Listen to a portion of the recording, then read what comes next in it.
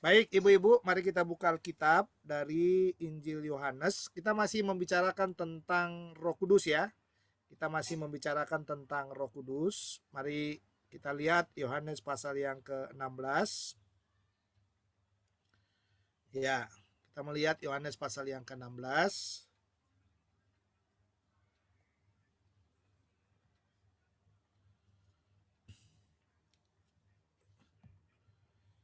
Ya, mari kita lihat ya ayat yang ke-12. Ini kenapa nggak tampil?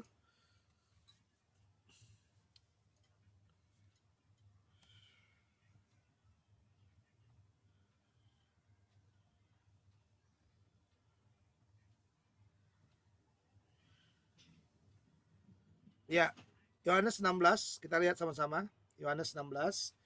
Mari kita lihat ayat 12 sampai dengan ayat yang ke-15.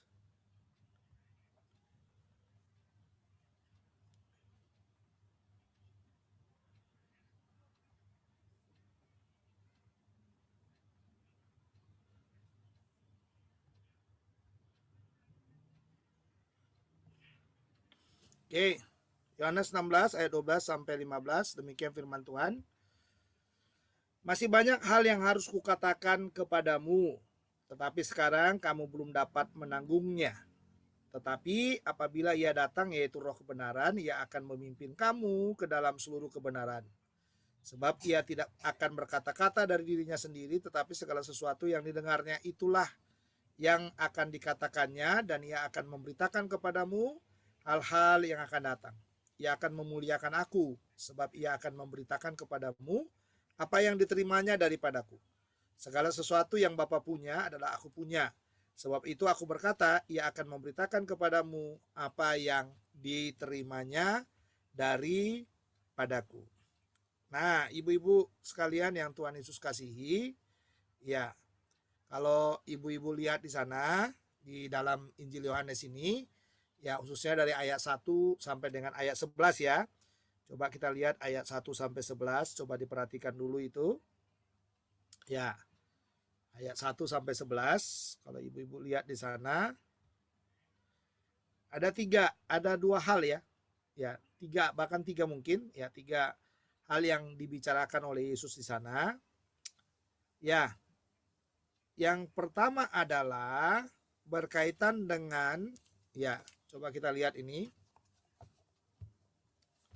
Jadi backgroundnya ya, kalau kita bicara Yohanes pasal 16 ayat 12 sampai 15, berarti kita lihat persoalannya ada di ayat 1 sampai 11. Ada tiga persoalan di sana. Persoalan yang pertama adalah persoalan penderitaan. Ya. Lalu persoalan yang kedua adalah persoalan yang berkaitan dengan kematian Yesus. Kematian Yesus. Lalu persoalan yang ketiga ya adalah mengenai roh penghibur. Ya, roh penghibur. Nah, ini dibicarakan di sana. Sehingga kalau ibu-ibu melihat di dalam ayat yang ke-12, coba perhatikan ayat 12 di sana. Ya, kita lihat ayat 12-nya ya. Ayat 12. Kalimat itu dimulai dengan kata ya, Yohanes pasal yang ke-12, coba lihat di sana. Yohanes pasal 16 ya. Yohanes pasal yang ke-16. Coba perhatikan ayat 12. Ya, ayat 12 di sana dikatakan, masih banyak hal yang harus kukatakan kepadamu, tetapi sekarang kamu belum dapat menanggungnya. Jadi maksudnya, selain tiga persoalan ini, ya, sebenarnya masih banyak hal yang mau Yesus katakan kepada mereka. Tapi Tuhan katakan dalam ayat 12 itu menjadi menjadi peralihannya, dikatakan ya, ini kata masih banyak yang Tuhan mau bicara, ya. Ya, tapi dikatakan mereka belum siap. Ya, mereka belum siap. Nah, sehingga langsung dalam ayat 13 itu dimulai dengan kata apa? Tetapi ini mengkontraskan ke atas ya, ke ayat 1 sampai 11 tadi, ya dikontraskan ke sana. Lalu di dalam ayat 13 ini ada sesuatu yang Tuhan bicarakan yang lebih detail lagi sana. Ya, makanya dikatakan tetapi apabila ia datang. Nah, ini tadi peralihannya dari roh penghibur di sini. Ya, jadi sebenarnya Tuhan mau katakan gini loh. Kita nggak akan bisa mengerti apa itu penderitaan karena nama Yesus, apa itu kematian Yesus, kita nggak akan memahami itu kalau dikatakan roh penghibur ini nggak datang ke kita. Ya, nggak datang ke kita. Jadi roh penghibur itu atau Roh Kudus itu perlu dihadirkan ke dunia ini supaya nanti kita bisa mengerti apa itu penderitaan, apa itu makna kematian daripada Yesus. Jadi kalau ada orang di dalam hidupnya, saudara ya, di dalam hidupnya dia mencoba memahami tentang penderitaan karena nama Yesus tanpa Roh Kudus, dia pasti akan kecewa. Akan kecewa. Tapi kalau ada Roh Kudus dalam dirinya, dia nggak akan kecewa. Kenapa? Karena nanti Roh Kudus itu akan menjelaskan kepadanya ya mengapa dia menderita. Makanya itu yang dikatakan di dalam ayat yang ke ayat 14, sebab ia akan memberitakan kepadamu apa yang diterimanya daripadaku. Jadi Roh Kudus itu akan menjelaskan kenapa kita harus menderita itu, kenapa. Nanti Tuhan akan memberitahu kepada rohnya akan berbicara kepada kita, lalu Roh Kudus itu akan menjelaskan kepada kita, kenapa kamu menderita? Kenapa? Karena mengikut Yesus kita harus menderita. Ya, jadi bukan karena sakit menderita ya. Kalau sakit kan memang kesalahan kita sakit ya nggak apa-apa lah. Ya, tapi saya mau kasih tahu sama saudara, ya penderitaan yang dimaksudkan dalam ayat 1 sampai dengan ayat yang ke 3 tadi yang di atas itu adalah penderitaan karena nama Yesus. Nah makanya ayat 12 itu bilang, kamu nggak bisa memahami itu. Ya makanya dikatakan dalam ayat 12 itu, masih banyak hal yang harus kukatakan kepadamu, tapi sekarang kamu belum dapat menanggungnya. Kita belum bisa menanggung yang namanya penderitaan itu kalau kita nggak punya Roh Kudus. Makanya orang percaya itu perlu punya apa? Punya Roh Kudus supaya dia bisa mengerti kenapa saya harus menderita. Orang percaya itu harus punya Roh Kudus supaya dia bisa peka mendengarkan apa yang menjadi tujuannya Tuhan, apa yang menjadi maksudnya Tuhan. Kenapa kita harus mengendalikan diri kita? Kenapa kita harus hidup hanya untuk Dia? Kenapa kita harus memahami hidup ini sepenuhnya hanya milik Yesus? Ya kan? Kita harus punya Roh Kudus. Hanya Roh Kudus yang bisa menjelaskan kepada kita. Kenapa kita harus berbeda dengan dunia ini? Kenapa kita tidak sama dengan dunia ini? Kenapa kita harus menjauhkan diri dari dosa? Kenapa kita tidak hidup di dalam dosa? Kenapa kita tidak hidup sembrono dalam hidup ini? Hanya Roh Kudus yang bisa menjelaskan kepada kita. Hanya orang yang punya Roh Kudus yang bisa memahami itu. Nah, makanya dikatakan dalam ayat yang ke-13 ini, ibu-ibu sekalian, ya ayat 13 itu dikatakan bahwa kita akan punya roh kebenaran.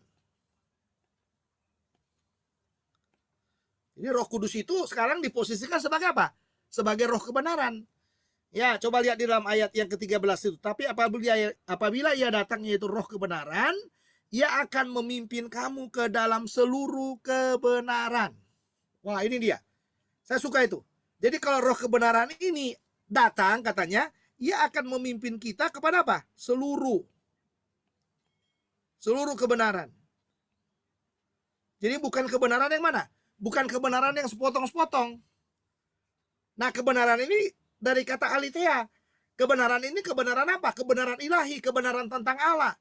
Kebenaran tentang hal-hal yang sulit kita pahami tentang relasi kita dengan Tuhan itu. Nah, ini makanya dikatakan. Jadi roh kebenaran itu katanya akan memimpin kita kepada seluruh kebenaran. Nah, kalau kita dipimpin kepada seluruh kebenaran, maka yang diharapkan daripada kita adalah supaya kita bisa hidup sesuai dengan standar apa? Standar kebenaran ilahi. Nah, ini yang diharapkan dari kita. Jadi kalau dia memimpin kita kepada seluruh kebenaran, Tuhan tuh mau kita ini akan hidup dalam standar kebenaran ilahi. Dan ini nggak mudah ya. Nggak mudah, saudara.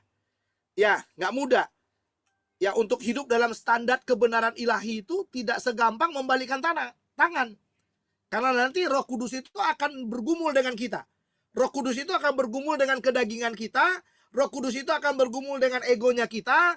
Roh Kudus itu akan bergumul dengan maksud-maksud dan keinginan-keinginannya kita.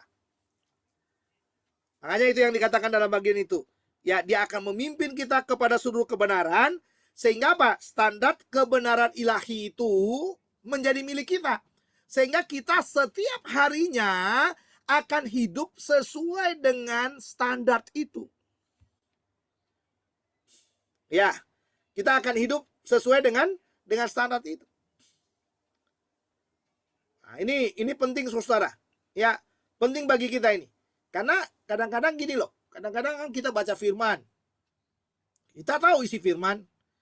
Isi firman, kalau kita mendiskusikan isinya, kita jago untuk itu. Kita mudah paham untuk itu.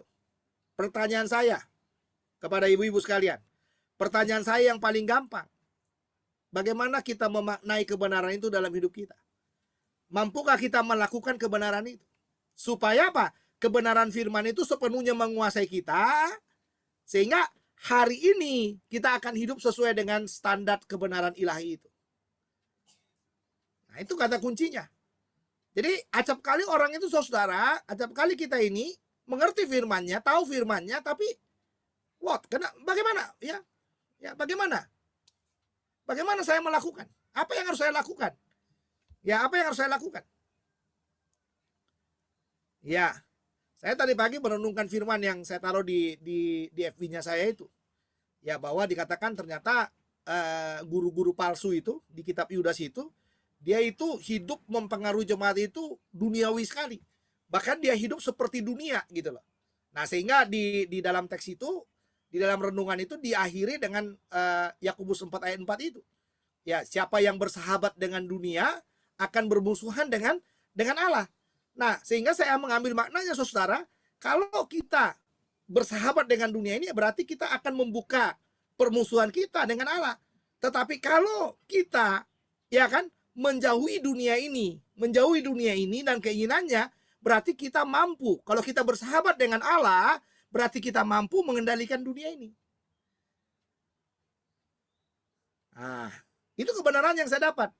Jadi kalau saya bersahabat dengan dunia, saya jadi musuhnya Allah. Jadi supaya saya tidak jadi musuhnya Allah, saya harus bersahabat dengan Allah. Kalau saya bersahabat dengan Allah, berarti Allah melalui roh kebenaran itu akan menuntun saya untuk bisa menaklukkan dunia. Karena hanya Allah yang bisa menaklukkan dunia. Karena Allah yang bisa menaklukkan dunia, maka Allah di dalam rohnya akan memberi kemampuan kepada saya untuk bisa menaklukkan dunia. Asik ya renungannya ya. Itu renungan yang saya renungkan. Cuman berapa ayat, tapi luar biasa sekali. Ya, guru palsu itu ngajak jemaat ya untuk hidup duniawi. Tapi Tuhan nggak mau, jangan katanya, nggak boleh duniawi kata Tuhan. Nah itulah, disitulah yang saya katakan bahwa roh kebenaran itu memimpin kepada kebenaran yang dia lakukan cuma satu kepada kita, yaitu apa? Iluminasi. Apa itu iluminasi? Iluminasi artinya penerangan. Apa yang diteranginya? Yang diteranginya adalah roh kita, batiniah kita. Ini diterangi nih. Ya, batiniah kita itu diterangi. Siapa yang menerangi? Roh Kudus itu yang menerangi. Batiniahnya kita diterangi oleh roh itu. Nah, ini luar biasa saudara. Luar biasa sekali. Ya, karena apa namanya? Roh Kudus itu akan memberi kemampuan kepada kita untuk apa? Untuk terkendali dengan baik. Makanya orang percaya itu paling bagus sekali saudara kalau saudara itu melekat dengan roh itu. Karena memang Alkitab bilang kan tubuhmu adalah bait roh kudus. Roh kudus itu tinggal dalam tubuh kita loh. Jadi seharusnya kita diberikan oleh Tuhan untuk apa? Untuk mampu mengendalikan keinginan-keinginan daripada tubuh itu. Keinginan-keinginan dan kenikmatan daripada apa? Daripada tubuh itu. Nah itu yang dikatakan dalam ayat yang ke-13 ini. Tetapi apabila ia datang, yaitu roh kebenaran, ia akan memimpin kamu ke dalam seluruh kebenaran. Nah, kalau dia sudah memimpin kita kepada seluruh kebenaran, sekarang apa tugasnya?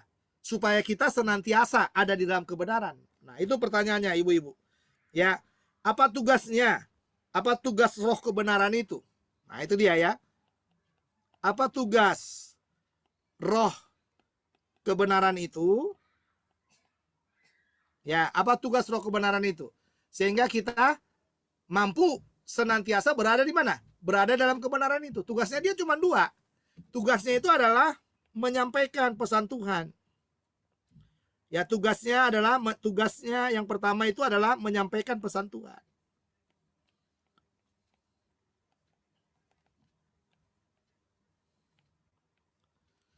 Ada dua kata kunci di sana. Dikatakan yang pertama, ia akan menyampaikan apa yang ia dengar. Apa yang ia dengar. Lalu yang kedua, yang dia sampaikan adalah bukan hanya apa yang dia dengar, yang kedua adalah hal-hal yang akan datang.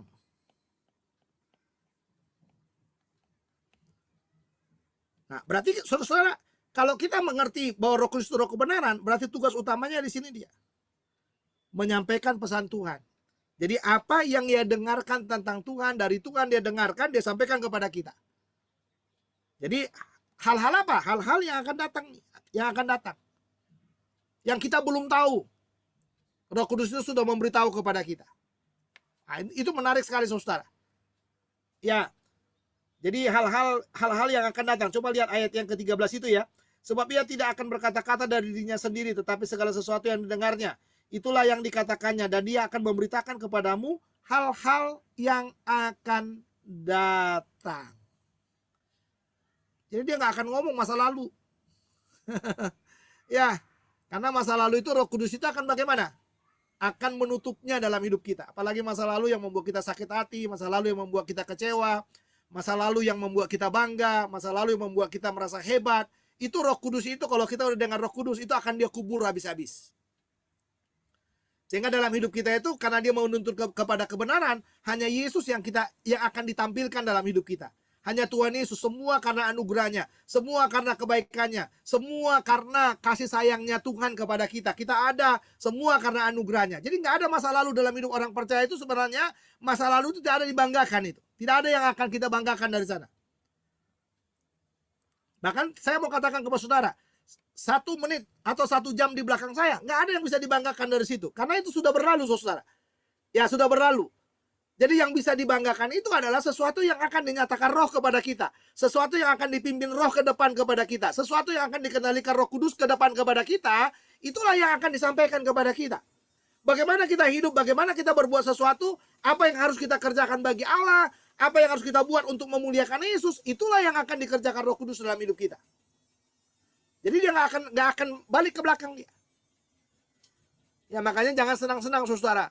Ya kembali kepada masa lalu, mengulang masa lalu, jangan.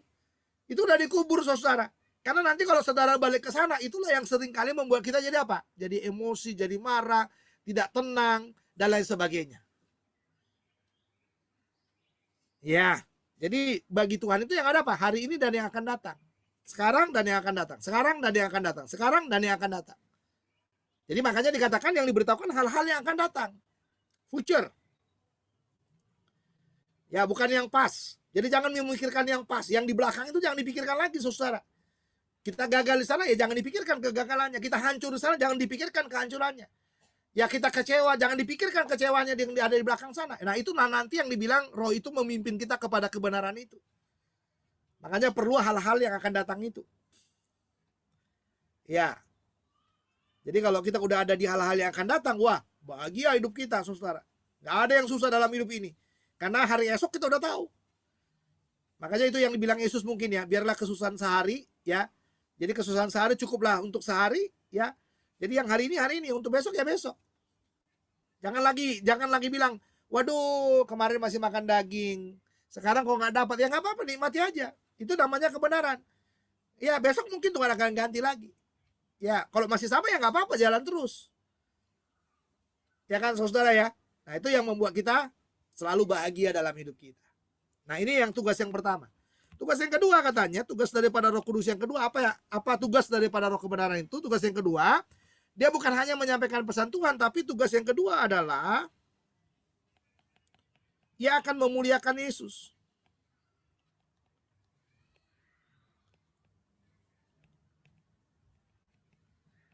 Nah ini berkaitan dengan apa? Berkaitan dengan kesaksian Roh. Kesaksian Roh Kudus dan juga apa? Kesaksian orang percaya. Saya pakai saudara. Kalau saudara nginjil, menyampaikan atau bersaksi, kira-kira itu kepintaran dan atau kehebatan saudara? Itu bukan kepintaran atau kehebatan kita. Saya pakai contoh sama saudara. Kalau kita mau bersaksi cerita Yesus kepada orang lain, kira-kira Anda mampu nggak menaklukkan otak dari orang itu? Atau Anda mampu nggak membuka hati orang itu untuk menerima Yesus? Jawabannya sederhana, tidak. Kalau begitu, siapa yang bekerja? Yang bekerja itu Roh Kudus. Sebelum Anda, nah ini dengarkan ibu-ibu ya, sebelum kita bersaksi, makanya kita berdoanya begini, Tuhan, saya akan cerita tentang Yesus, tentang Engkau kepada orang ini. Biarlah rohmu, nah ini ya, biarlah rohmu menjamah hati orang itu. Lihat ayat yang ke-14, ia akan memuliakan aku, sebab ia akan memberitakan kepadamu apa yang diterimanya daripadaku. Lalu segala sesuatu yang Bapa punya adalah aku punya, sebab itu aku berkata, ia akan memberitakan kepadamu apa yang diterimanya daripadaku. Jadi dia akan ngomong ke kita apa yang diterimanya dari kita. Ini loh caranya menyampaikan ke orang itu. Lalu orang yang mendengarkan, buka, dengarkan tuh. Telingamu buka lebar-lebar, hatimu buka selebar-lebarnya. Ini kesempatan emas bagimu untuk terima Yesus. Makanya itu yang dikatakan, ia akan memuliakan aku. Dengan cara apa? Roh Kudus itu bersaksi untuk kita.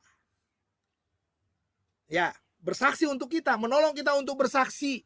Menceritakan siapa? Menceritakan tentang Tuhan Yesus. Makanya itulah yang membahagiakan kita, ibu-ibu sekalian ya.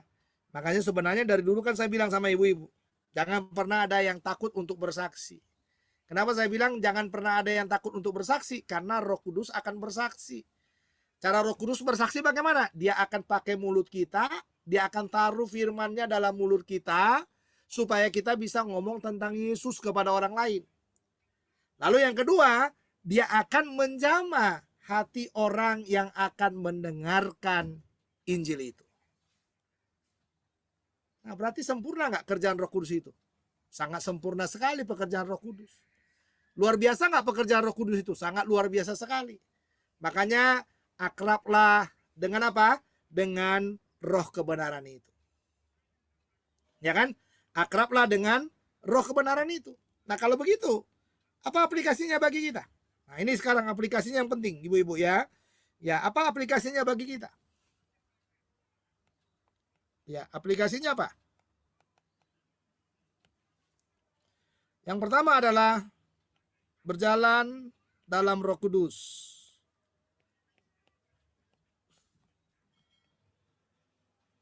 Setiap hari. Berjalan bersama dengan Roh Kudus setiap hari. Yang kedua, taat kepada Roh Kudus setiap hari. Pak, di atas berjalan. Ya, di bawah taat. Ya, saya bilang orang berjalan dengan taat ada bedanya nggak? Ada. Orang berjalan itu sudah tentu taat nggak? Belum. Tapi orang yang mau berjalan sudah pasti apa? Mau belajar taat. Jadi makanya taat kepada Roh Kudus setiap hari. Jadi jangan taat kepada keinginan kita, jangan taat kepada maunya kita. Taatlah kepada Roh Kudus setiap hari. Nah, itu penting saudara. Supaya apa? Supaya kita dituntun kepada apa? Kepada roh kebenaran. Jadi kita berjalan dengan dia, taat kepada dia. Jadi berjalan dengan roh, taat kepada roh. Ya, jadi berjalan dengan roh dan taat kepada roh. Lalu yang ketiga, buka apa? Buka telinga dan hati ya. Ya, dan hati untuk apa? Untuk Roh Kudus. Ya, kenapa? Karena tadi dibilang kan dia memberitahukan akan hal-hal yang akan datang. Jadi buka telinga dan hati kepada Roh Kudus. Jadi jangan menutup telinga. Jadi kalau Roh udah berbicara, ya Roh Kudus, apa yang akan engkau katakan kepadaku? Ya, kalau dia udah klik hati kita, katakan, ya Roh Kudus, apa yang akan engkau katakan kepadaku? Jadi buka telinga dan hati kepada Roh Kudus. Jadi jangan hanya mendengar apa? Jangan hanya mendengarkan keinginan demi keinginannya kita saja, tapi bukalah telinga dan hati kita kepada Roh Kudus. Itu jauh lebih baik kita untuk apa? Untuk bisa mengasihi Tuhan dan memberikan hidup kita kepada siapa? Kepada Tuhan. Ya. Nah, ibu-ibu sekalian, marilah kita melakukan kebenaran ini dalam hidup kita. Saya percaya Roh Kudus ini akan menolong kita terus untuk mengerjakan yang lebih baik lagi ya dari hari ini, karena kita punya roh kebenaran yang tidak pernah hilang dari dalam hidup kita. Baik, saya rasa cukup penjelasannya hari ini. Ya, biar roh kebenaran itu menaruh kebenaran ini dalam hati kita semuanya. Baik, mari kita berdoa sekarang. Ya, kita berdoa. Bapa dalam sorga, kami datang kepadamu. Kami bersyukur buat kasih setiamu yang sudah menolong kami. Kami tahu kami punya Roh Kudus yang adalah roh kebenaran, yang akan menuntun kami kepada kebenaran Tuhan, dan yang akan menyampaikan pesan Tuhan juga kepada kami tentang hal-hal yang akan datang, dan yang akan menolong kami untuk memuliakan Tuhan, karena roh itu akan memuliakan Tuhan Yesus, dan kami juga akan memuliakan Tuhan Yesus lewat kesaksian yang ada. Biarlah hari ini kami punya penyerahan yang sungguh kepada Tuhan, membuka hati dan pikiran kami kepada Tuhan, supaya roh-Mu sepenuhnya mengendalikan kami, memimpin kami, supaya kami boleh hidup di dalam kebenaran yang daripada-Mu. Kiranya kasih setiamu menolong saudara-saudara kami yang hadir hari ini dalam semua pergumulan demi pergumulan hidupnya. Menyerahkan Ibu Eti untuk Pak Edwin dalam pekerjaan, dalam tugas yang akan kembali lagi dalam pekerjaannya. Kiranya Tuhan menolong, memberkati dengan kuasa yang daripada-Mu. Untuk Brian juga dalam pekerjaan, Tuhan akan tolong, Tuhan memberi yang terbaik bagi dia, sehingga dia boleh bekerja dan dia ada dalam pimpinan yang daripada Tuhan. Kami mendoakan juga ya Tuhan buat Ibu Aceh atau Tante Aceh, kami berdoa dalam nama Yesus. Kami tahu ada sakit yang sedang diderita di bagian lambung atau di bagian manapun yang sedang sakit. Kami berdoa dalam nama Yesus, kiranya Tuhan akan menjamah, menyembuhkan dengan kuasa yang daripada-Mu. Demikian juga Hana yang tenggorokannya sedang sakit. Kami berdoa dalam nama Yesus, kiranya Tuhan menjamah bagian-bagian tenggorokannya. Tuhan akan memberikan kekuatan, memberikan hikmat yang daripada Tuhan, sehingga Hana boleh dalam kesembuhan, ada dalam pertolongan yang daripada Tuhan. Kami semua yang ada dalam Zoom meeting ini, Tuhan akan tolong kami. Satu persatu yang Kau melawat kami dalam semua pergumulan demi pergumulan hidup kami. Kiranya Tuhan memberikan kelegaan, memberikan kekuatan, memberikan sukacita kepada kami, supaya kami senantiasa boleh hidup dalam kasih sayang, dalam kekudusan, dan dalam pertolongan yang daripada Tuhan. Terima kasih buat firman-Mu hari ini, terima kasih buat pemuritan hari ini, dan terima kasih buat kasih sayang-Mu. Taruh semangat yang terus menyala-nyala dalam hati kami, supaya roh kami menyala-nyala bersama dengan Tuhan, dan kami boleh melayani Tuhan. Tidak ada roh yang padam, tetapi roh kami akan menjadi hidup, karena kami diterangi oleh Roh Kudus setiap hari dalam hidup kami. Berkati bangsa dan negara Indonesia, berkati dalam keperluan demi keperluannya, berkati pemerintah kami, berkati segala sesuatu yang ada di dalamnya. Terima kasih Tuhan Yesus buat semua kebaikan-Mu. Kami akan akhiri persekutuan kami dan menerima berkat yang daripada Tuhan. Saudara-saudara, angkat kedua tanganmu, terimalah berkat Tuhan. Kasih karunia dari Allah Bapa, sukacita dalam Tuhan Yesus Kristus, serta persekutuan dengan Roh Kudus, kiranya menyertai kita semuanya mulai sore ini, kekal selama-lamanya. Amin. Tuhan Yesus memberkati kita.